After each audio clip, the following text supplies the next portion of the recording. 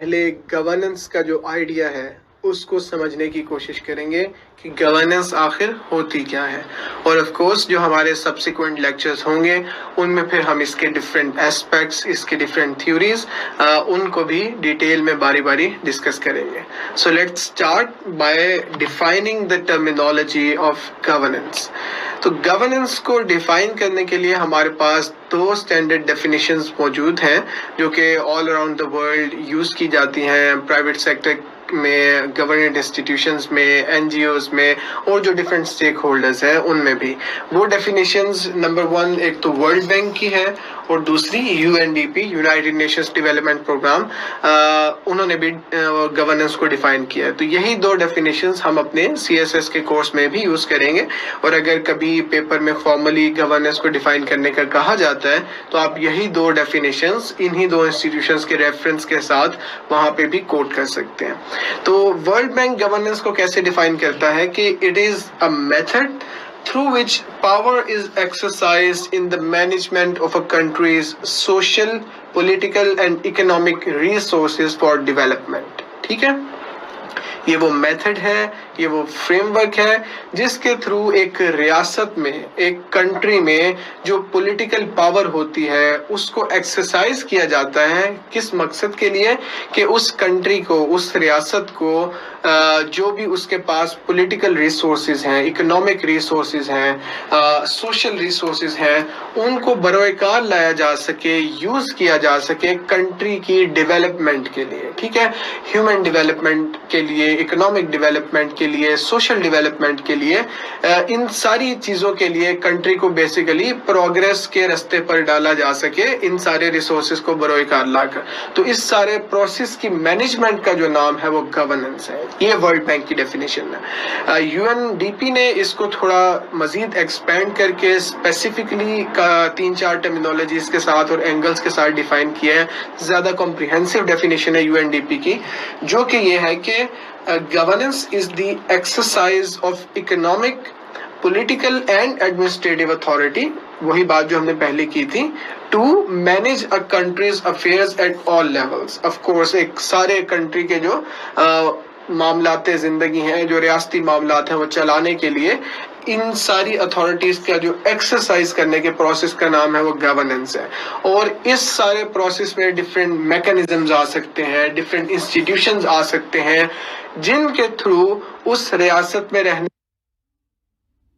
वाले सिटीजन्स, वहां के शहरी और वहां different groups like NGOs, like private sector, वो कुछ काम करते हैं. वो क्या काम करते हैं? नंबर 1, वो अपने इंटरेस्ट आर्टिकुलेट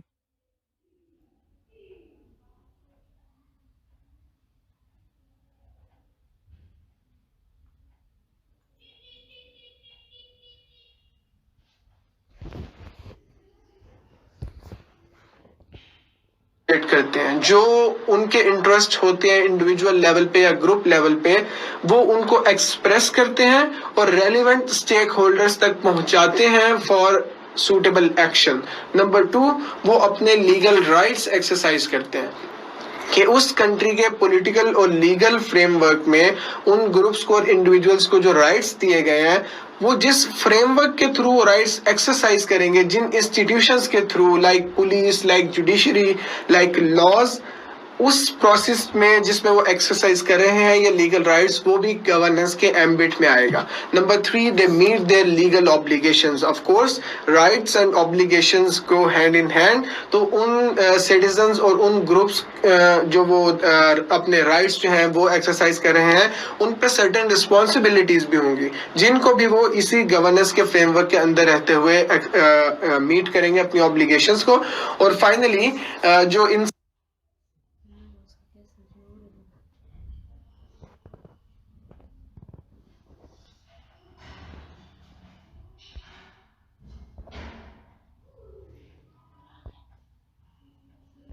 ठीक है, वो किसी ना किसी फ्रेमवर्क के थ्रू रिजॉल्व किए जाएंगे, मीडिएट किए जाएंगे. वो पॉलिटिकल फ्रेमवर्क हो सकता है, पॉलिटिक्स का पूरा निजाम, ठीक है, पॉलिटिकल इंस्टीट्यूशंस लाइक पार्लियामेंट. वो लीगल मैकेनिज्म्स हो सकते हैं like courts, courts of law, उनमें वो अपने differences mediate कर सकते हैं.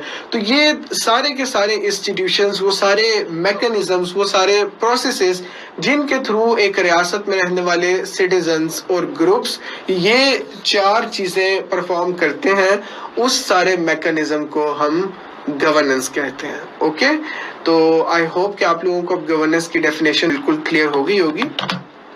और इस गवर्नेंस की टर्मिनोलॉजी का एक काफी ज्यादा जो है आजकल हमारे मेन स्ट्रीम पॉलिटिकल जार्गन में एक टर्म आ गई है, तो हम समझने की कोशिश करते हैं कि इसका ओरिजिन एक्चुअली कहाँ से हुआ था, कब ये पहली दफा जो है हमारे मेन स्ट्रीम पॉलिटिकल जार्गन में आई थी. तो इसका जो वर्ड का ओरिजिन है वो ग्रीक ओरिजिन का ये एक वर्ब है. ठीक है, ग्रीक जबान में इसका जो एक्चुअल प्रोनाउंसिएशन थी वो कुबरनन थी, कुबरनन या कुबरनान, जिसका मतलब था टू पायलट और टू स्टीयर. ठीक है, जिस तरह आप स्टीयर करते हो एक गाड़ी, उसे एक सर्टेन डायरेक्शन में मूव करते हो, ठीक है, पायलट करते हो, एक राह पर डालते हो, ये उसका एक लिटरल मीनिंग था ग्रीक जबान के वर्ड का कुबरनान, जिससे फिर आगे गवर्नेंस निकला. लेकिन हमारी जो मॉडर्न हिस्ट्री है, मॉडर्न पॉलिटिकल हिस्ट्री, उनमें 2 ऐसी रेलिवेंट इवेंट्स हैं जिनमें पहली दफा मॉडर्न सेंस में हमने गवर्नेंस को यूज करना शुरू किया. पहला इवेंट वो तब था कि जब कोल्ड वॉर के एंड पर यूएसएसआर यानी कि सोवियत यूनियन जो है उसका फॉल हुआ और वो ब्रेक हो गई डिफरेंट एंटिटीज में. तो सोवियत यूनियन जब तक वो एक एंटिटी थी सिंगल, तो डिफरेंट हमें पता है कि उसके पूरे ईस्टर्न यूरोप में, सेंट्रल एशिया में वो एक सिंगुलर अलायंस था. ये सारे countries, Kazakhstan, Uzbekistan, eastern Europe के countries like Poland, Hungary, Romania, ये उसका पार्ट थे. तो सोवियत यूनियन के ब्रेक होने के बाद जब ये सारे कंट्रीज जो हैं वो इंडिपेंडेंस इन्होंने हासिल की, तो जाहिर बात है इनका पूरा पॉलिटिकल इकोनॉमिक स्ट्रक्चर जो है उसको रिफॉर्म करने की जरूरत थी, जो पहले कम्युनिस्ट आइडियोलॉजी के अकॉर्डिंग वहां पे पूरा बना हुआ था. लोगों को उस तरह से पॉलिटिकल राइट्स हासिल नहीं थे, सेंट्रलाइज्ड इकोनॉमिक प्लानिंग थी, फ्री मार्केट का तसव्वुर नहीं था. तो वर्ल्ड बैंक ने और आईएमएफ ने, जो उस टाइम जाहिर बात है कैपिटलिस्ट इंस्टीट्यूशंस थे नियो लिबरलिज्म के, और जो फ्री वर्ल्ड थी सो कॉल्ड लाइक अमेरिका और वेस्टर्न यूरोप, उनके बेसिकली ये नुमाइंदा इंस्टीट्यूशंस थे. तो उन्होंने जब इन कंट्रीज में रिफॉर्म्स के प्रोसेस का जो है वो आगाज किया, तो उन्होंने बहुत ज्यादा ये फ्रीक्वेंट ये टर्म यूज की गवर्नेंस की, कि इन कंट्रीज में, फॉर्मर सोवियत यूनियन कंट्रीज में हमें गवर्नेंस रिफॉर्म्स की जरूरत है, हमें पॉलिटिकल इकोनॉमिक स्ट्रक्चर जो है उसको सही के प्रोसेस के दौरान गवर्नेंस का वर्ड जो है वो बार बार इनकी स्टडीज में, इनकी रिपोर्ट्स में और पॉलिटिकल जार्गन में यूज हुआ. दूसरा, इस टर्म का बहुत वाइड स्प्रेड यूज जो है वो वर्ल्ड बैंक की एक बहुत मशहूर स्टडी उन्होंने पब्लिश की थी 1990s में, जिसका टाइटल था सब सहारन Africa from crisis to sustainable growth. ठीक है, इसमें बेसिकली उन्होंने सब सहारन अफ्रीकन जो कंट्रीज हैं लाइक इथोपिया, नाइजेरिया, पूरे जो अफ्रीका का इलाका है, वहां पे इंस्टीट्यूशनल रिफॉर्म्स जो है वो प्रपोज की. ठीक है, बेसिकली वर्ल्ड बैंक उस टाइम काफी ज्यादा पैसे स्पेंड कर चुका था इन कंट्रीज को इकोनॉमिकली अपलिफ्ट करने के लिए, जो कि बाकी दुनिया की निस्बत काफी बैकवर्ड थे. लेकिन उसके नताइज सामने नहीं आ रहे थे अभी भी, और वो सारे जो उन्हें लग रहा था कि जो एड आ रही है, इमदाद आ रही है, जो वर्ल्ड बैंक, आईएमएफ जैसे इंस्टीट्यूशंस के थ्रू डिसेमिनेट की जा रही है, उसके खातिर खास समरात सामने नहीं आ रहे. तो उसके हवाले से जब उन्होंने स्टडी पब्लिश की तो उन्होंने कहा कि अफ्रीका इतनी ज्यादा एड आने के बावजूद इसलिए तरक्की नहीं कर पा रहा क्योंकि यहाँ पे गवर्नेंस के प्रॉब्लम्स हैं. गवर्नेंस से मुराद यहाँ पब्लिक सेक्टर, पॉलिटिक्स, लॉ की जो मशीनरी है, लीगल फ्रेमवर्क है, उसमें बहुत ज्यादा मसाइल है, और ये पब्लिक सेक्टर की इनएफिशिएंसीज की वजह से हमें नताइज नजर नहीं आ रहे. तो इसलिए उनका ये कहना था कि अफ्रीका को जो है it not only requires less government, कि इसका हल ये नहीं है कि वहां पे गवर्नमेंट का रोल जो है वो काफी ज्यादा कम कर दिया जाए, बल्कि ये कि गवर्नेंस को वहां पे बेहतर बनाया जाए, गुड गवर्नेंस की जानिब जाया जाए, जो कि हम काफी ज्यादा اگلے لیکچر میں ڈسکس بھی کریں گے کہ گڈ گورننس کیا ہوتی ہے. تو اس کے لیے انہوں نے ایک انسٹیٹیوشنل ریفارمز کا پبلک سیکٹر میں ایک پیکج پرپوز کیا تھا جس میں کافی زیادہ یہ گورننس کی ٹرم جو ہے وہ ریپیٹیڈلی یوز کی گئی تھی, اور اس کے بعد سے اس کا مین سٹریم میں جو یوز ہے اس ٹرم کا وہ بہت وائڈ سپریڈ ہو گیا تھا. ٹھیک ہے, تو یہ اس ٹرم کا اوریجن ہے. گورننس کو اگر تھوڑا سا ہم یہ سمجھیں تو آپ نے گورننس کو گورنمنٹ کے ساتھ ایکویٹ نہیں کرنا کہ ہر وہ چیز جس میں حکومت انوالو ہوگی, گورنمنٹ انوالو ہوگی, وہی گورننس کہلائے گی. ایسا نہیں ہے. Governance in its essence as an idea goes beyond the government. ٹھیک ہے, یہ ایک آپریشنل نیٹ ورک ہے پورا, یہ ایک انسٹیٹیوشنلائزڈ ریلیشن شپ ہے جس میں ڈفرینٹ انسٹیٹیوشنز انوالو ہوتے ہیں, اور وہ انسٹیٹیوشنز بنیادی طور پہ 3 میجر ایکٹرز ہیں جن سے وہ تعلق رکھ سکتے ہیں. تو گورننس میں حکومت کے علاوہ, گورنمنٹ کے علاوہ 2 اور ایکٹرز بھی آتے ہیں. ٹھیک ہے, وہ 3 ایکٹرز کیا ہیں؟ Of course number 1 of course سب سے پہلے ریاست تو ہے ہی ہے, حکومت. حکومت کا کیا کام ہوتا ہے as an actor in the process of governance کہ یہ ایک favourable political, legal, economic and social environment create کرتی ہے. ٹھیک ہے, یہ ایسا ایک پولیٹیکل پروسیس بنائے گی, ایسے لاز بنائے گی, ایسا اکنامک انوائرمنٹ کریٹ کرے گی جس میں بیسیکلی باقی 2 ایکٹرز جو کہ فری مارکیٹ ہے اور سول سوسائٹی ہے, ان کے لیے آپریٹ کرنا آسان ہو جائے. تو آپ یہ سمجھ لیں کہ حکومت کا کام جو ہے وہی ایک ڈرائیور جو ہوتا ہے نا, جو ایک گاڑی کو اسٹیئر کرتا ہے اور اسے رائٹ ڈائریکشن میں لے کر جاتا ہے, ایک ایسا انوائرمنٹ کریٹ کرتا ہے جس میں اکنامک ایکٹیویٹی پھلے پھولے, جس میں فری مارکیٹ کو, سول سوسائٹی کو, لوگوں کو اپنے political and economic and legal rights, یہ 4 چیزیں صحیح طریقے سے کرنے کا موقع ملے. وہ اس انوائرمنٹ کو کریٹ کرنا نمبر 1 حکومت کا کام ہے. ٹھیک ہے, دوسرا جو ایکٹر ہے وہ فری مارکیٹ کا ہے کہ حکومت کا کام انوائرمنٹ کریٹ کرنا ہے اور سٹیئر کرنا ہے, اور یہ کہ لاز کی پاسداری انشور کروانا ہے. ٹھیک ہے, ایک فریم ورک بنا کے دینا ہے. اس فریم ورک کے اندر اب لوگوں کے لیے جو اکنامک ایکٹیویٹیز جنریٹ کی جائیں گی, اکنامک اپرچونٹیز پرووائڈ کی جائیں گی, انہیں جابس پرووائڈ کی جائیں گی, نئے بزنسز کھولے جائیں گے, وہ کام دوسرے ایکٹر کا ہے جو کہ فری مارکیٹ ہے. ٹھیک ہے, وہ کام ٹریڈیشنلی اس طریقے سے حکومت پہ عائد نہیں ہوتا بلکہ وہ فری مارکیٹ کا کام ہے.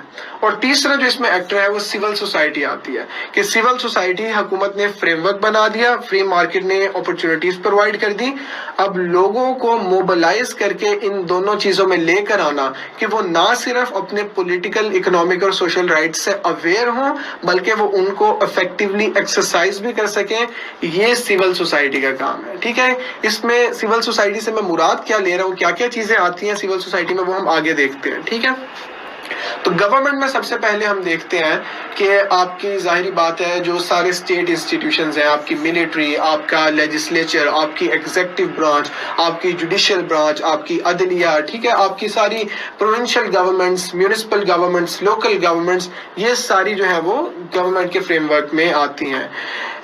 سول سوسائٹی میں ہم دیکھتے ہیں کہ اس میں سارے آپ کے جو انٹلیکچوئلز ہوتے ہیں, آپ کا اکیڈیمیا ہوتا ہے, ٹھیک ہے, آپ کا جو NGOs کا پورا سیکٹر ہوتا ہے, non governmental organisations like WWF اس کی ایک مثال ہے جو انوائرمنٹ پہ کافی کام کر رہی ہے. ٹھیک ہے, human rights commission of Pakistan HRCP وہ ایک NGO کی ڈیفینیشن میں آتا ہے. ٹھیک ہے, انٹرنیشنلی اگر دیکھیں تو ٹرانسپیرنسی انٹرنیشنل, ایمنسٹی انٹرنیشنل, یہ سارا وہ NGOs کا سیکٹر ہے, نان گورنمنٹل آرگنائزیشنز جو لوگوں کو موبلائز کر رہی ہیں, ان میں رائٹس کی اویئرنیس کریٹ کر رہی ہیں. ٹھیک ہے, تو یہ سول سوسائٹی ہو گیا. ٹریڈ یونینز پھر ونس اگین اس میں آتی ہیں.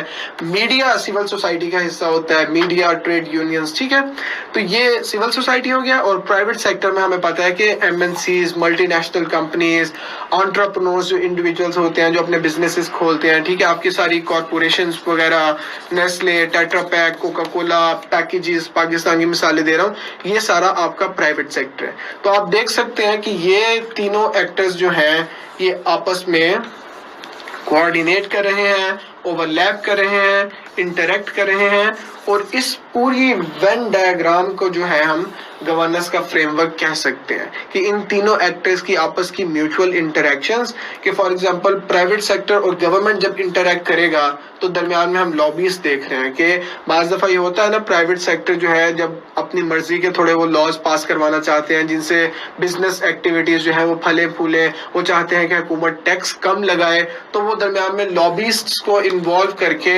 جو آپ کے لیجسلیٹرز ہوتے ہیں ان کو لابی کرنے کی کوشش کرتے ہیں کہ وہ بزنس فرینڈلی لاز جو ہے وہ پاس کریں۔ یونائٹڈ اسٹیٹس میں تو یہ بہت زیادہ باقاعدہ لابنگ کی فرمز موجود ہوتی ہیں جن کو بڑی بڑی کارپوریشنز ہائر کرتی ہیں، اور وہ پھر جا کے کانگریس مین جو ہے وہاں کے ان پہ کام کرتے ہیں، انہیں پرپوزلز رکھتے ہیں پرائیویٹ سیکٹر کے سامنے۔ پرائیویٹ سیکٹر جو ہے وہ کیمپین ڈونیشنز دیتا ہے پولیٹیشنز کی تاکہ وہ ان کے ایجنڈا کو پروٹیکٹ کریں، تو یہ اس انٹریکشن میں آتا ہے، ٹھیک ہے۔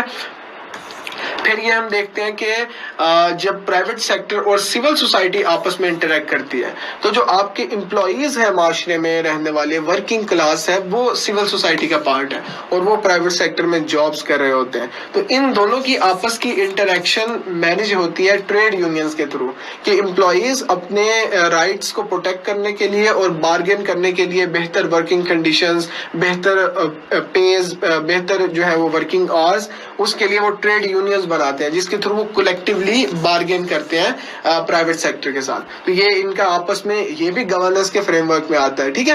تو آپ نے دیکھا، اور جب فار ایگزامپل یہ حکومت اور سول سوسائٹی جو ہے وہ انٹریکٹ کرتی ہے تو اس میں درمیان جو میڈیا ہے وہ ایز اے برج ایکٹ کرتا ہے، کہ میڈیا سول سوسائٹی کا اوپینین، پبلک اوپینین حکومت تک کنوے کرتا ہے، ٹھیک ہے۔